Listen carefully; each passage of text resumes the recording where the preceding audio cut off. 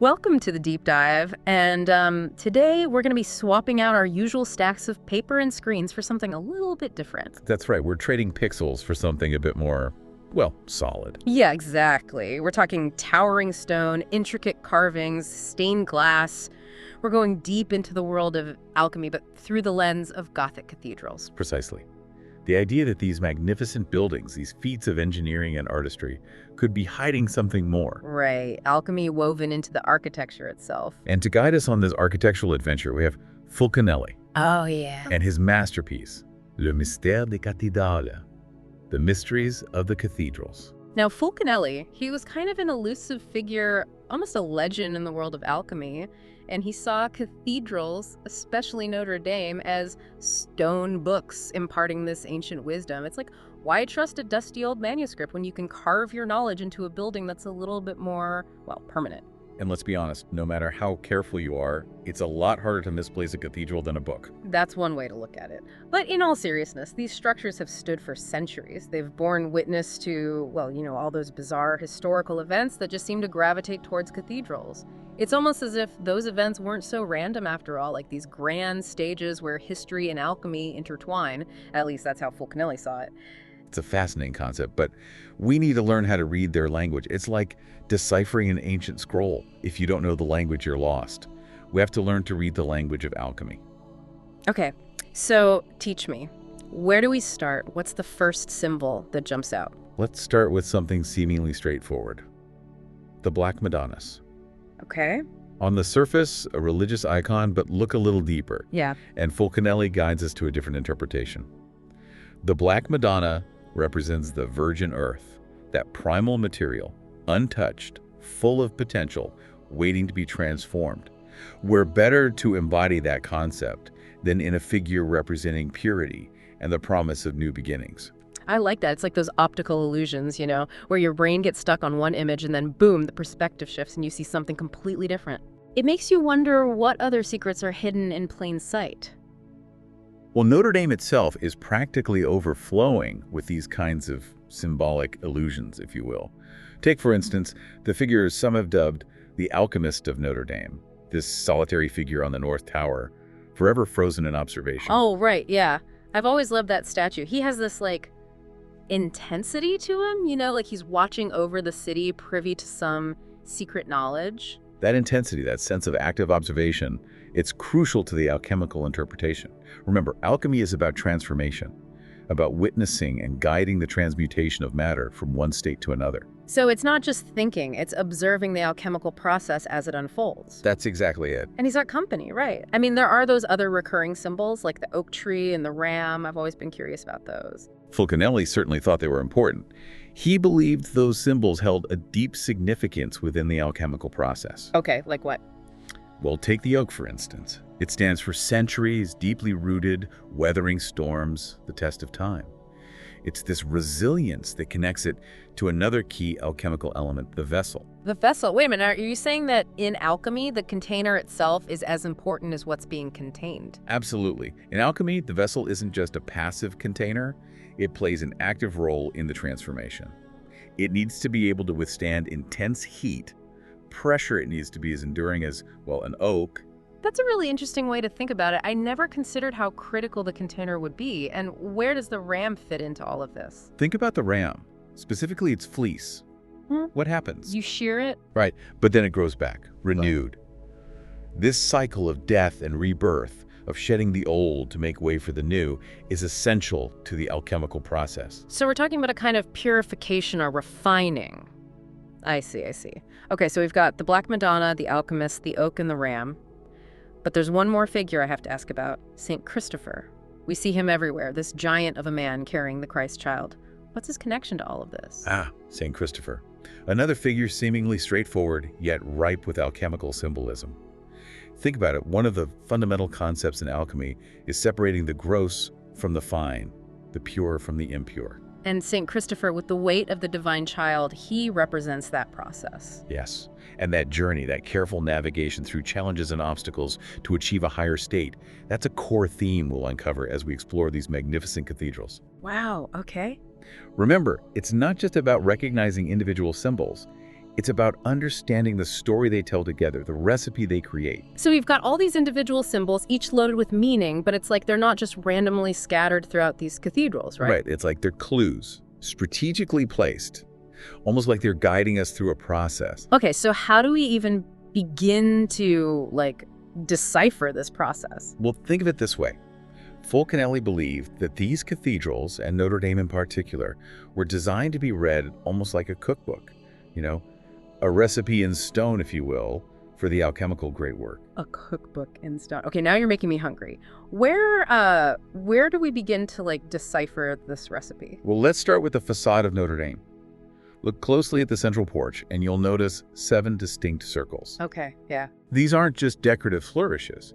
They represent the 7 planetary metals, the core ingredients in the alchemist's kitchen. Wait, planets as ingredients? I always thought that was more of an astrology thing. Well, remember, for medieval thinkers, the line between astrology and alchemy wasn't so clearly defined. They saw the cosmos reflected in the material world, a kind of grand, interconnected web.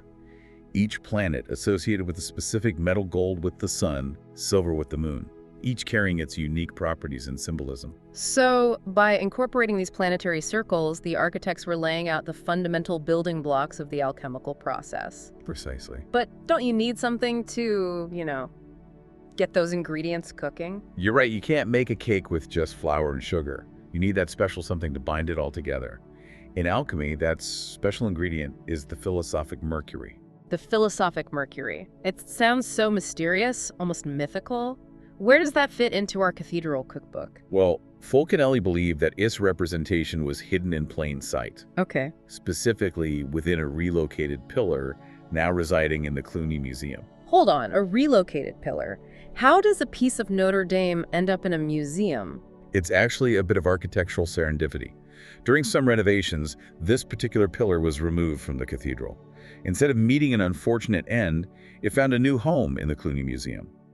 And Fulcanelli, in his cryptic way, suggests that this pillar holds the key to understanding the philosophic mercury. It's almost as if the architects knew it would be moved, leaving a breadcrumb trail for those who knew where to look. That's fascinating. It's like those escape room puzzles where you think you're stuck, but then you realize the clue was hidden in plain sight the whole time. Exactly. But, okay, so let's get back to this recipe. We have our ingredients. We have our elusive philosophic mercury. What's the next step?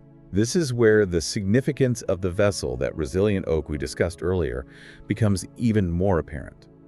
Remember, Fulcanelli stresses that the container itself isn't just a passive bystander, it actively participates in the alchemical transformation. So we're not just talking about a mixing bowl here. This is a vessel that needs to be able to handle some serious alchemical heat. Right. What kind of imagery does he even use to describe this? He paints a vivid picture, using metaphors like a sealed palace, an impenetrable fortress, even evoking the biblical story of Noah's Ark. Imagine a vessel capable of weathering not just a flood, but the very forces of creation and destruction themselves. That's the kind of container we're dealing with. It's like the vessel itself becomes a character in this alchemical drama, a crucible where the ordinary is transmuted into the extraordinary. Yes.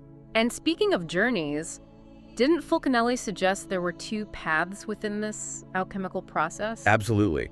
He spoke of a short way and a long way, each with its own challenges and rewards. Okay. Think of it like choosing between a winding scenic route through the mountains or a fast-paced highway. Both will get you to your destination.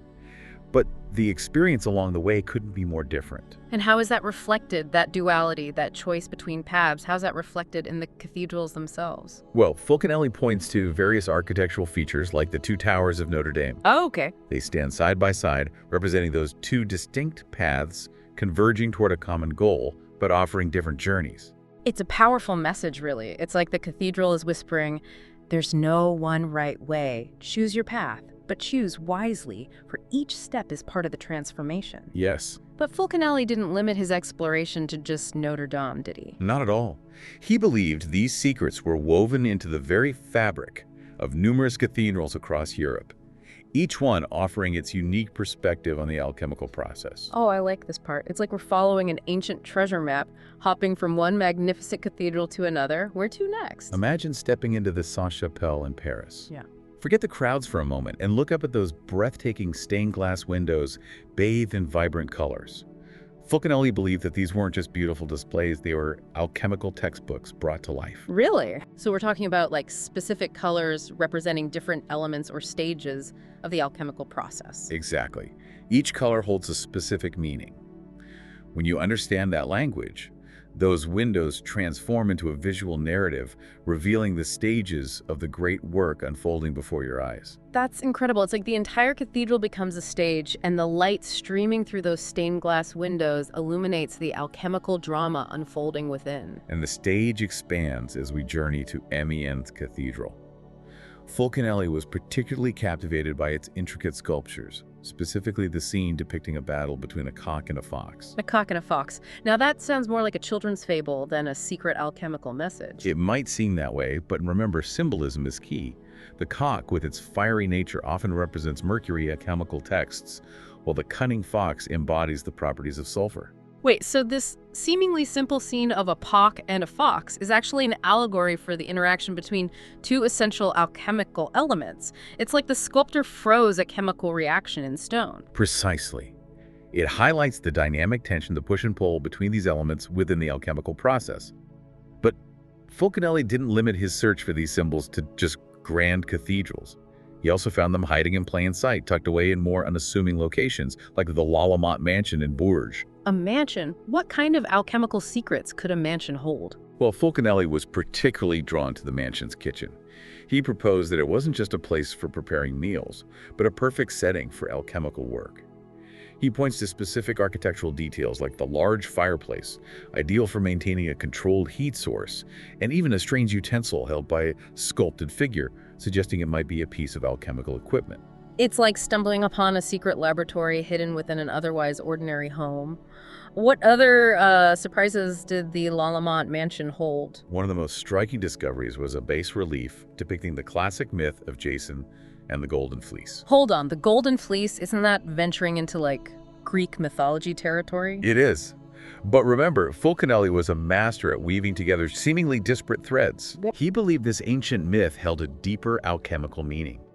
The Golden Fleece, guarded by a fearsome dragon, symbolizes the ultimate goal of the alchemical process, the philosopher's stone. The Philosopher's Stone, the legendary substance capable of transmuting base metals into gold, unlocking the secrets of immortality. It's like the holy grail of alchemy. Exactly. And Fulcanelli saw Jason's perilous quest for the Golden Fleece as an allegory for the alchemical journey itself.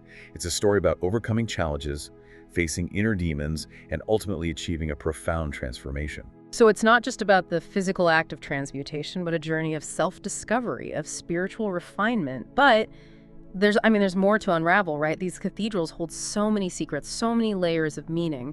It's amazing to think that these grand cathedrals, these architectural marvels that we, marvel at today, that they could be like repositories of this ancient alchemical wisdom encoded in their very design. It's like Fulcanelli is whispering to us across the centuries saying, look closer, the answers are right there if you just, know how to see.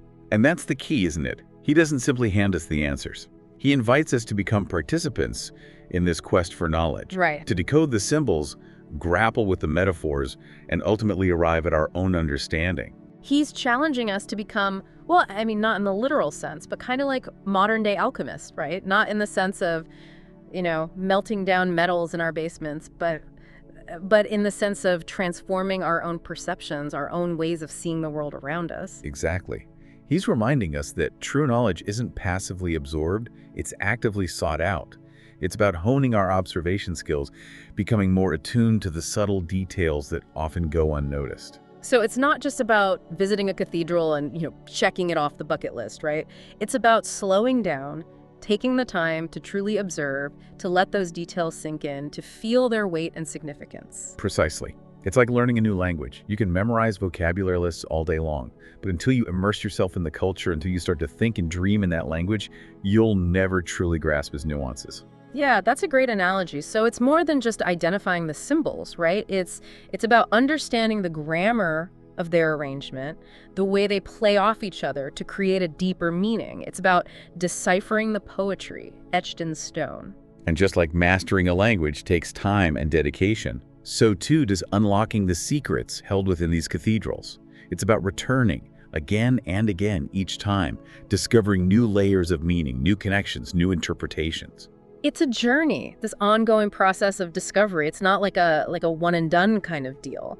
But there's another layer to this too, isn't there? It's not just about like intellectual understanding. It's about tapping into something, I don't know, deeper, more profound. You're right. Fulcanelli believed that alchemy, at its core, wasn't just about manipulating physical matter, but about achieving spiritual transformation. Right. It's about recognizing that divine spark within ourselves and seeking to fan those flames through observation, through contemplation, and ultimately through action. So it's about connecting with something larger than ourselves, bridging that gap between the material and the spiritual. It's a powerful concept. It's a universal human longing, wouldn't you say? Yeah. This desire to transcend the mundane and connect with something greater. And Fulcanelli believed that these cathedrals, these stone books, they held the keys to unlocking that potential within each of us. It's exciting, but also kind of daunting. What would you say to someone listening to this right now who, feels inspired, but maybe a little, I don't know, overwhelmed by the sheer scope of it all? I'd remind them of Fulcanelli's own words. He said, "The greatest truths are often hidden in plain sight." Start with observation.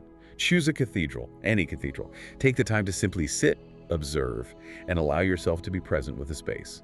Let your intuition guide you. Don't be afraid to ask questions, to challenge your assumptions, even if those questions seem unorthodox. Right. There are no wrong answers when you're on this journey of exploration. Exactly. Embrace curiosity as your compass and allow yourself to be surprised by what you uncover. Who knows, you might even stumble upon that short way Fulcanelli hinted at, that direct path to enlightenment hidden within the very fabric of these magnificent structures. That's the beauty of a deep dive, isn't it? It's not about reaching a final destination. It's about the journey, this endless exploration, forever uncovering new layers of meaning, new perspectives, new possibilities. And who knows what wonders await us on that path. Thanks for joining us on this architectural adventure into the heart of alchemy. Until next time, keep exploring.